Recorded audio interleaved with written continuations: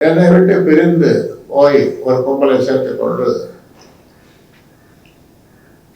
இப்பொழுது கத்தி கபடா வீச்சறிவாள் ராடு என்னென்னமோ பார்த்தா பயங்கரமா இருக்கு, பயங்கரமா இருக்கு. இப்படி அவர்களை தூண்டி அவர்கள் மேல் வழக்கு அதனாலே அவர்கள் மேலே அவர்கள் செய்த தவறுக்கு காவல்துறை வழக்கு பதிவு செய்து அவர்களை குண்டர் சட்டத்திலோ அல்லது வேறு சட்டத்திலோ சிறைக்கு அனுப்புகின்ற வேலையை இதைத்தான் அவர்கள் டீசன்ட் அண்ட் டெவலப்மெண்ட் பாலிடிக்ஸ் என்று சொல்லி வந்தவர் தெரியவில்லை. ஆக இனியாவது அந்த கும்பல் இந்த கத்தி கவடா அப்புறம் இந்த வன்முறை சம்பந்தமான அது அது அது மட்டும் இல்லை, வன்முறை பேச்சு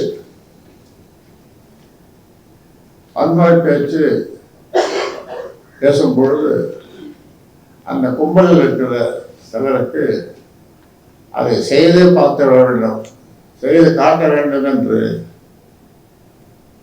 எண்ணம் வருகிறது. அதனால்தான் கத்தியை எடுக்கிறோம். ஆக சேலம் மாவட்டத்தில் நடந்த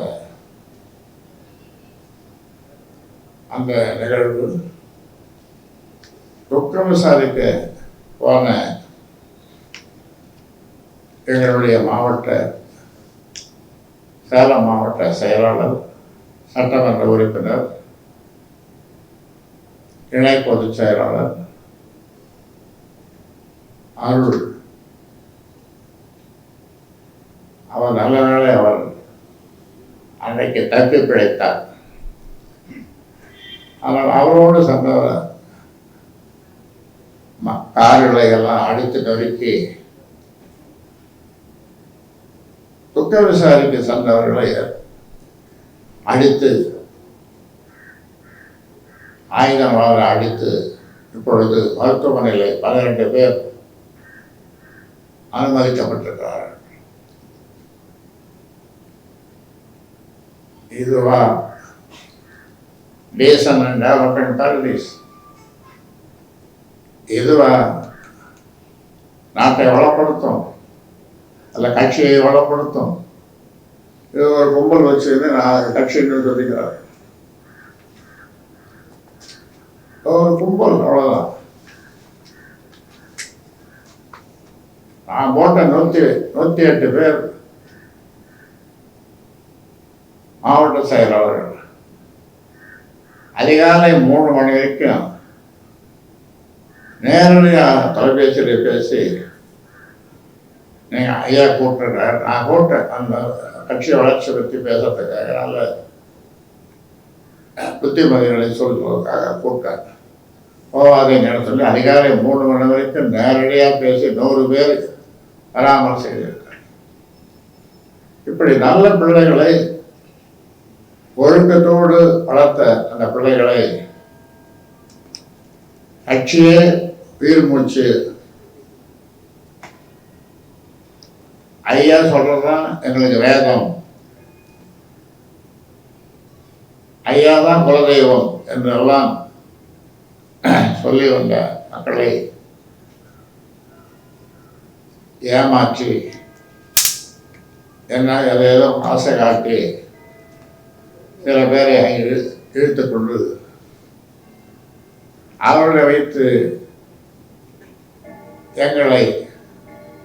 என்னை கௌரவ தலைவர் ஜி.கே. மணியை, சட்டமன்ற உறுப்பினர் கொரடா, அருள்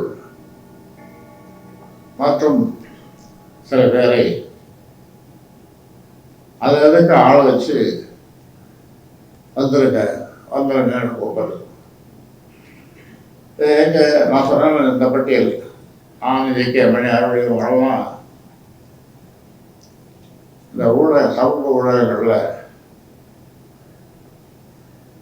அவ்வளோ கேவலமாக, அவ்வளோ அசிங்கமாக, அவ்வளோ தரக்குறைவாக வெளியில் சொல்லவே முடியாது. இந்த வார்த்தைகளை என்னதான் கண்டுபிடிச்சாலும் நமக்கு தெரியல, எந்த நாட்டிலிருந்து வந்தது தெரியல. அந்த மாதிரியான வார்த்தைகளெல்லாம் போட்டு சமூக ஊடகங்களில் திட்டுறது. உனக்கு ஆத்திரம் ஒருத்தன் ராமசாமி பேரில் ஒரு ஆத்திரம் இருந்தால் நேரம் ராமசாமி வீட்டுக்கு போய் நீ இப்படிப்பட்ட ஆள் என்று நேராக திட்டு வருவான். அது அந்த அவனுக்கு 2 பேருக்குமான இது சரியாக போயிடும். நான் சமூக ஊடகங்களில் அது போடும்போது பார்க்குறவங்களுக்கு அவ்வளோவா அது ஒரு இப்படி ஒரு கும்பலா, இப்படி ஒரு பதிவா, இப்படி ஒரு எழுதுவா, இப்படி ஒரு நாகரிகமா, இது போன்ற ஒரு கலாச்சாரத்தை இப்பொழுது உருவாக்கி வருகிறார்கள். உருவாக்கிட்டாங்க.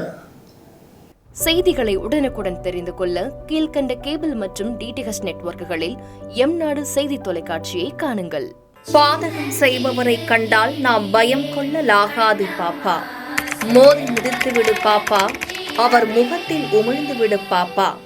அண்மை செய்திகளை உடனுக்குடன் தெரிந்து கொள்ள இணைந்திருங்கள் எம்நாடு தொலைக்காட்சியுடன்.